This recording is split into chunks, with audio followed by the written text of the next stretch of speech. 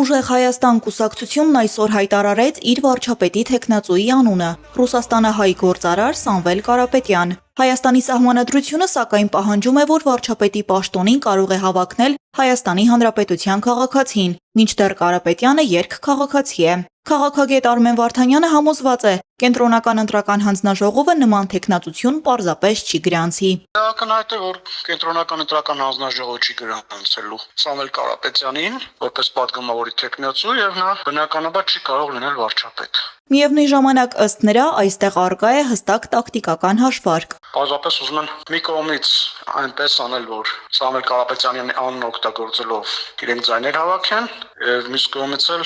ավելի, այսպես ասեմ, Սամվել Կարապետյանի կշիռը բարձրացնեն, որ քրեական գործով նրա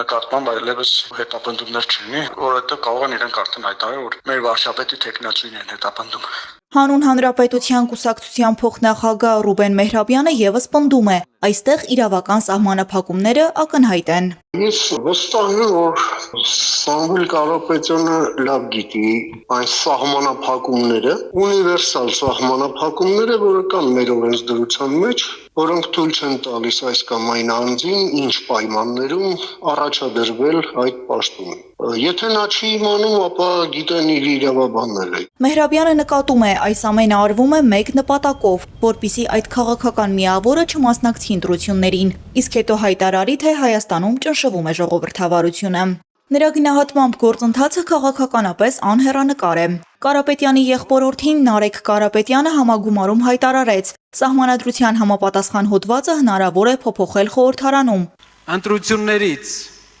20 օր անց ազգային ժողովի առաջին նիստին անմիջապես հանդես կգանք համապատասխան օրենսդրական փոփոխության որոշմամբ։ Քննադատները պնդում են, Ռուսաստանահայ գործարարի ներգրավումը քաղաքական գործընթացներին նորմալ չէ։ Քաղաքական ուժերը, որոնք ունեն տնտեսական եւ բիզնես կապեր Ռուսաստանում, չեն կարող վարել լիովին անկախ քաղաքականություն։ Այո, դա շատ հստակ է, որ իրենք կապ ունեն Ռուսաստանի հետ, իրենց բիզնեսները այնտեղ է, եւ նույնիսկ եթե Ռուսաստանից էլ չլինի, իրենք ամենամեծ ցանկության դեպքում չեն կարողանալու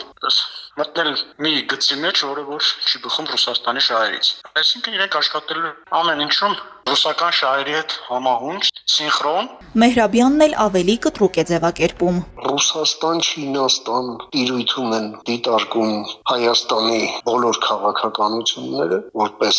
կցորդված, որպես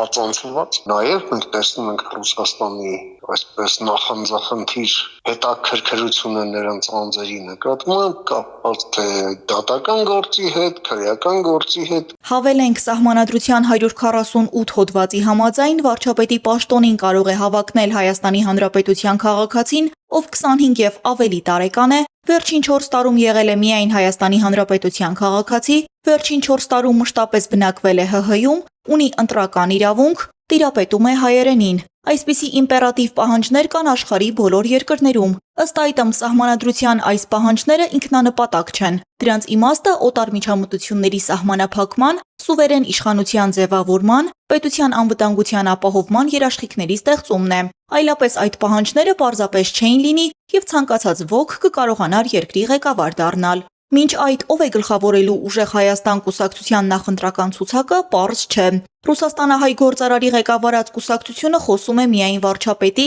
իրենց թեկնածուի մասին, իսկ թե մինչ այդ ով է լինելու ցուցակի առաջին համարը մնում է գուշակել։ Նարինե Ղուկասյան, Ալվարդ Բաղդասարյան, Մանուել Ստեփանյան, Ռադար Արմենիա։